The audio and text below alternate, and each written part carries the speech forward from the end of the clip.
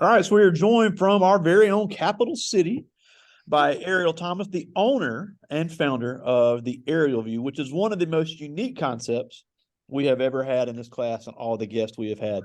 I've got a room full here with me at Velma Jackson High School. We're recording this for our entrepreneurship class and for our friends at Ridgeland High School, Germantown High School, and for our YouTube channel. So thank you so much for You're taking some time for us today. And I'll let you kind of explain what the aerial view is because it is very unique and I've never heard of anything like it. But obviously, you're doing some great things here in Jackson. Yeah, so first of all, thank you so much for inviting me. I'll start by introducing myself. So, my name is Areial Thomas. I am an orphan turned overcomer and multi passionate dreamer from Jackson, Mississippi. I spent most of my younger years in Sandusky, Ohio, and then I moved back to Mississippi when my mom got sick. And I attended what is now Barack Obama Elementary School. I went to Sywell and Northwest Middle Schools and Jim Hill High School. And after that, I attended Millsaps College and I majored in creative writing and communication studies. And I would say that is where the area of you gained its roots. And I say that because during my time at Millsaps, I realized that storytelling was a powerful tool. And that's essentially what the area of you is, a storytelling company. We tell stories through media, mental health, and expressive arts.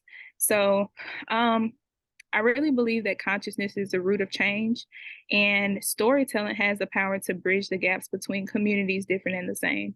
And so when we do work in the community, we really focus on telling our stories, but not only telling our stories, but shining light on and bringing the other stories of other people and other communities to the light. So Now, when you talk about you have things through writing and art and media. To explain how all that works, because I'm not even sure I completely understand mhm. how you use that to have any type of business. So to talk a little bit about how you who your customers are and what and how that in turn gives you a product and service to sell. Okay, so currently, I would say my main service is I do consultations, and right now I have a major program called the Bold Intensive, and that is when I'm sorry, I select up to four different individuals, and during that time, we actually come up with the logos, the mission, vision, purpose, and everything for their brand. But before we do that, that's where we incorporate the self-discovery portion. So I ask them three main questions. Those questions are, who are you? Where are you from? And why are you here? And I ask them those questions because I believe you can't build an effective brand until you know who you are. And that is where that storytelling aspect comes into play before the brand is actually built. But before I started the aerial view, I had a group called Kingdom Verbum, and Kingdom Verbum is an expressive arts group. And so we focus on liturgical dance, we focus on spoken word, and then we did a little bit of singing as well. But I actually started with that when I was younger, even when I was at Jim Hill High School, and then it emerged into the aerial view. So that's another branch by itself, but it's under the aerial view. And then mental health, I am a certified therapeutic art and life story coach. So healing is at the center of every program that I offer. I also offer a workshop called The Art of Storytelling. And those three main questions that I mentioned before are what we cover in that service. So this would be just for individuals or also for the up and coming small business owner that needs a way to brand themselves, because you meet a Mhm. lot of entrepreneurs that they have a great product and they may have a great plan, but they don't know how to market it. And that's where the area view will come into play. Absolutely. And even with the art of storytelling, that workshop, I've used that in different areas. I've used it with mothers at a maternal mental health organization. I've used it at Walton Elementary School. So it's just, self-discovery plays a huge role in how we communicate with each other, no matter how old you are. Yeah. And now what do you see when you ask those three questions? Mhm. What are the most common answers that you get when you ask those questions? So, for the who are you question, I realized that a lot of people associate that question with what do you do, not like, who are you really? Like, what are the adjectives that make up who you are? So that is why when I introduced myself, I didn't say I'm a certified therapeutic art coach, or, I didn't list my titles. I list who I was as a person. So that's one main thing. And then I also, because I work with mainly people who come from underserved communities, I see that a lot of times they have various struggles, but a lot of their struggles revolve around poverty, and they revolve around, I guess I would say, drugs and things like that. Just those different issues that we see in our community daily. So. Now, obviously, you offer the discovery, the brand discovery to the up and coming business owners, but Mhm. so how? And I guess the students are wondering too. How do you operate on a day to day? Are you going in the schools? Are you going in the community to find students? Are you mainly working with adults, or how does that work when you're finding your clients? So I actually do a little bit of both. I get invited to schools, and that is where I do some of the workshops, or mainly nonprofits as well. But social media management is another stream of income for me, because that is storytelling through, like you were saying, marketing and branding. So I work with a company now called Mommy, and that is a maternal mental health organization in Jackson, Mississippi. Yeah, and that's a big market that is not tapped, because the key to entrepreneurship, that I believe anyway, is that even if it's not always about making them a ton of money. It is about solving a problem for a Mhm. group that doesn't have anybody to solve it for them. So obviously, maternity mental health is such a big issue, not only in Mississippi but nationwide right now, because of a maternal mortality rate in Mississippi is one of the lowest in the United States. So how did you get into that? Because that's such a big hurdle to jump when it comes to a market to tap into. Yeah, so it kind of just, I don't want to say fell in my lap, but outside of the area view, I was like doing a side hustle, like doing hair. And so I was marketing my business actually like in person. I tell people, that's actually something I tell people all the time. It's not just marketing, is not just a social media thing. Like, you have to do it in real life as well. And so she was actually one of my clients for that. And then we were talking about social media management and how she wanted to basically get her organization out there, because like you were saying, that is such a needed area, especially in Jackson. And so that's how that came about.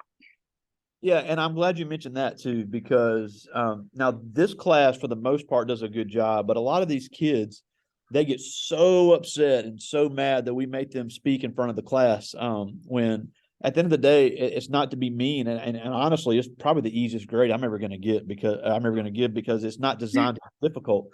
But like you Mhm. said, being able to speak and communicate, especially as an entrepreneur, is so invaluable, because yes, you can have a great artistic design, you can have a great product, you can have the most competitive price, but if you Mhm. don't have that face-to-face customer service and the ability to sell yourself verbally and in person, is a lot of things that are going to fall through the cracks. So how do you do that, and how can people improve on that? Because it's almost like I feel like I'm taking crazy pills when I keep explaining this to teenagers.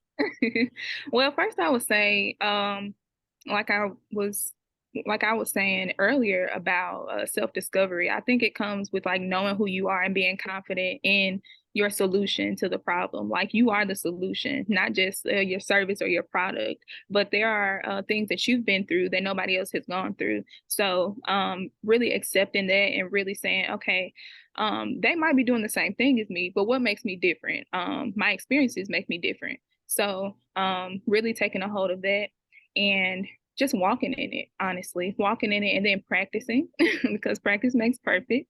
So practicing your speech and then getting just accustomed to your own story. Like, even if you have to write it out, write it out. Um, and then, yeah, that's my advice.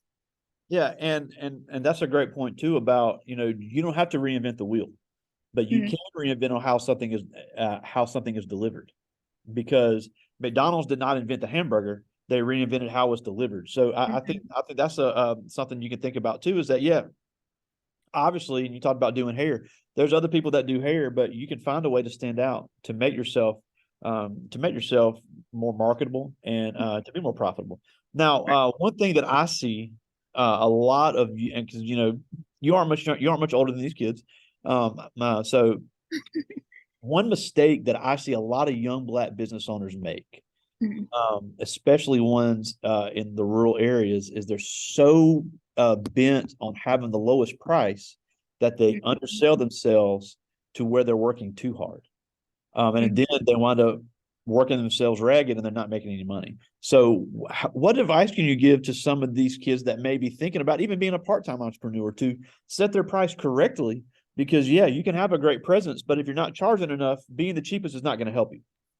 Listen, so that's funny because I just got over that hurdle. I just literally raised my prices because I realized that people invest into what they see value in.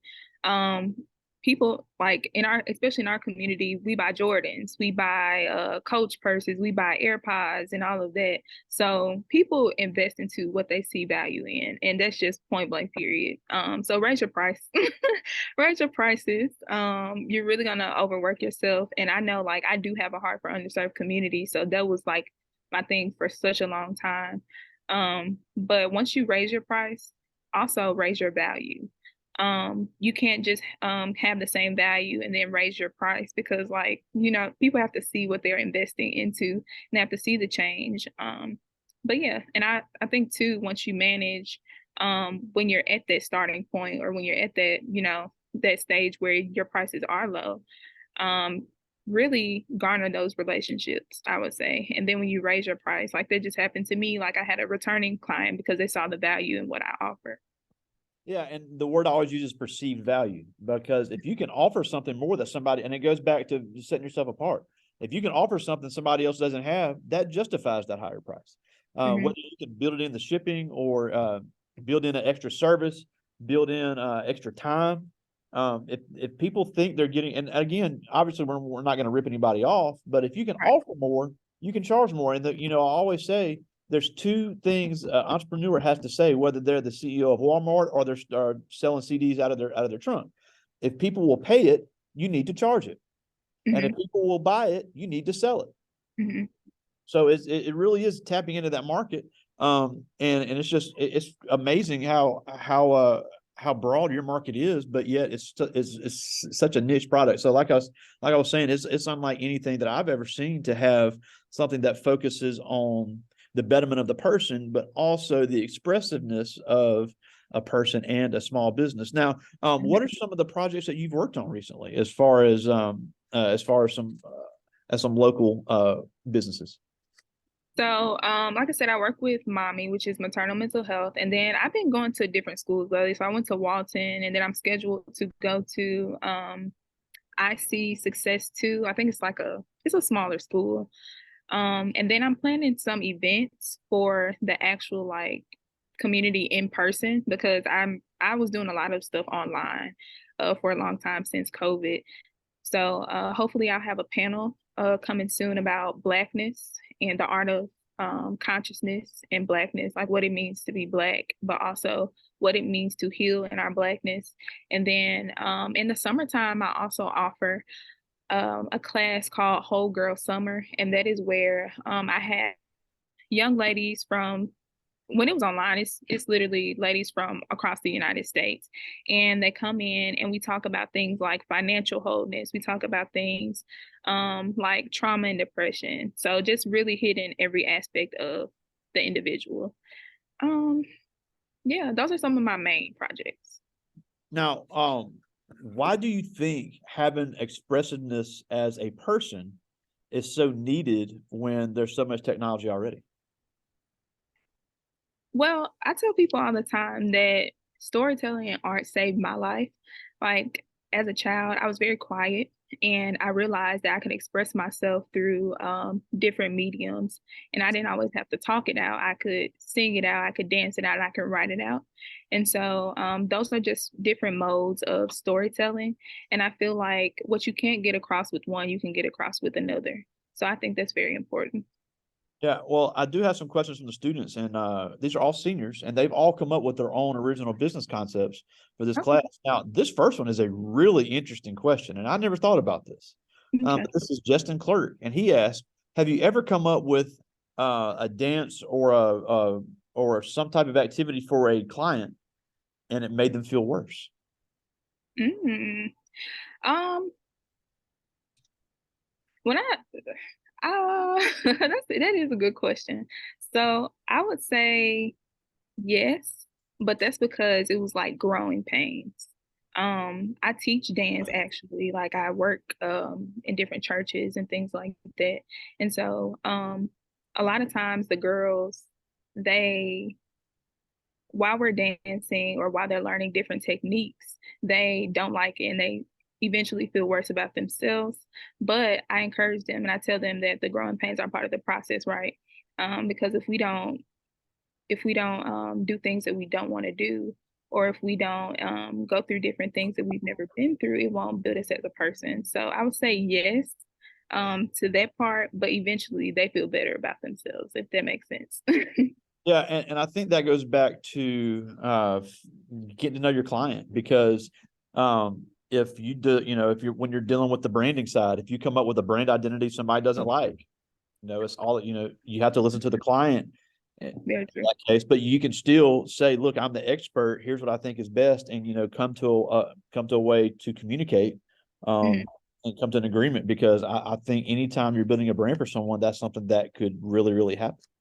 Yes, and it has happened to me before actually. In the last cohort of the Bold Intensive, um, I had one client that we created a whole brand package for her, and then she decided she wanted to change it. But essentially, I guess the client is right, but like you said, I am the expert, or whoever is running the business is the expert. So you can always give them the advice. If they don't take it, then that's on them. All right, this is Shania Charleston, and she asked, "What was the biggest inspiration to come up with your business concept?"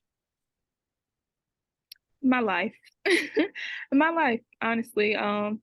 The aerial view, of course, that's a real thing, right? So it's like the overarching view, the sky, the bird's eye view.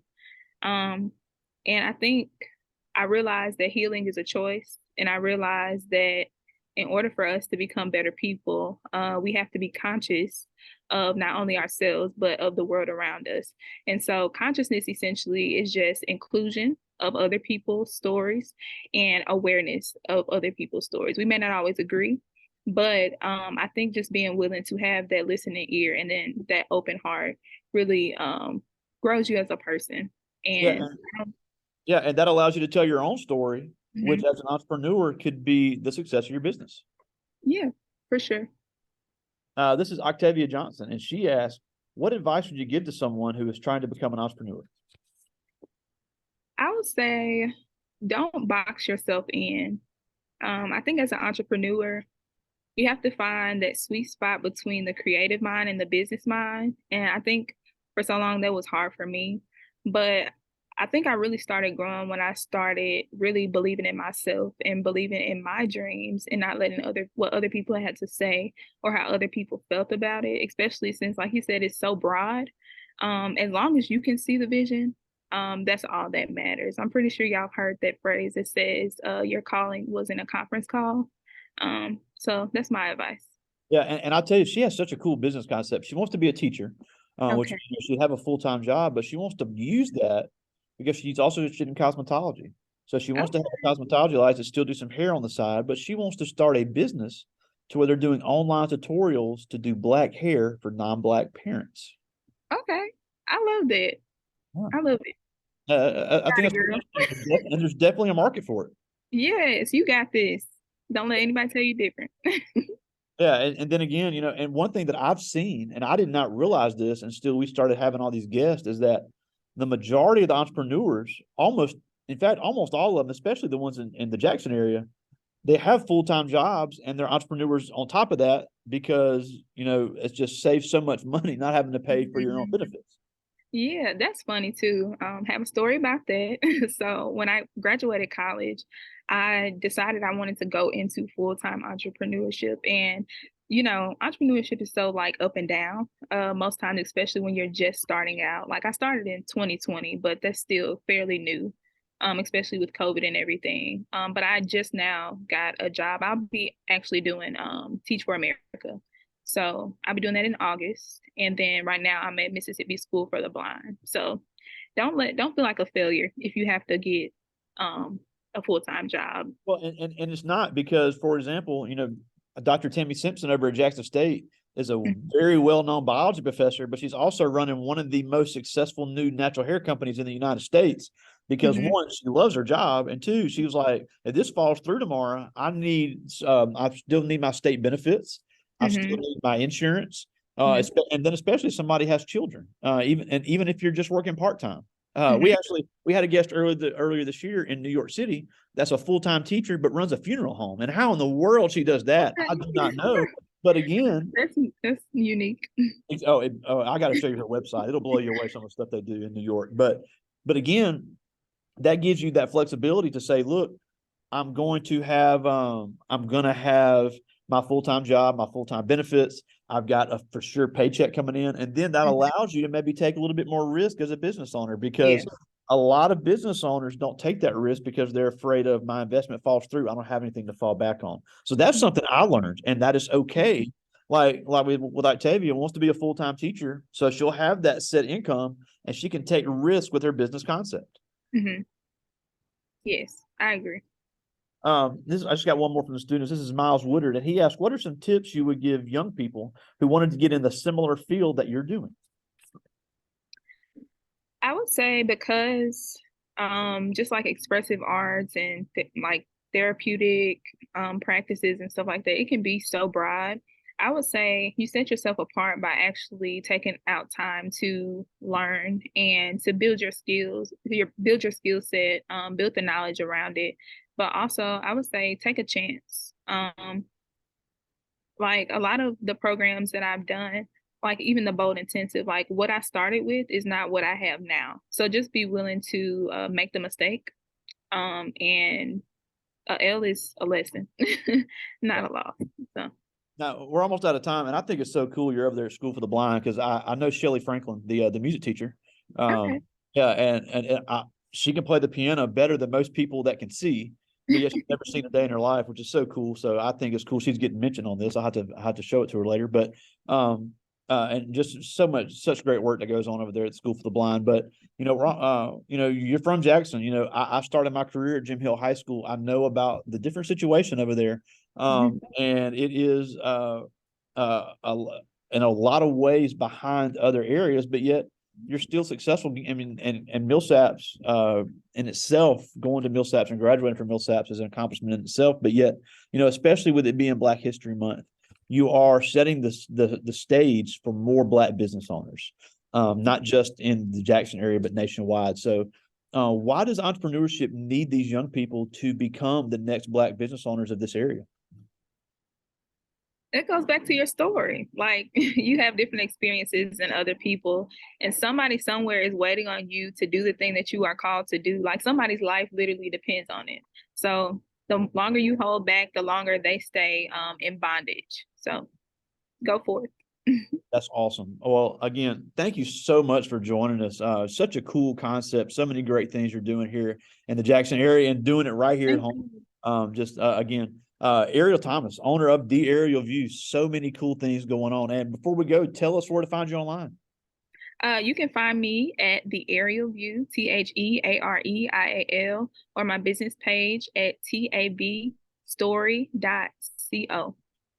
All right. Well, thank you so much. Areial Thomas, right here in Jackson, Mississippi. Thank you so much for joining us today. Thank you. See you.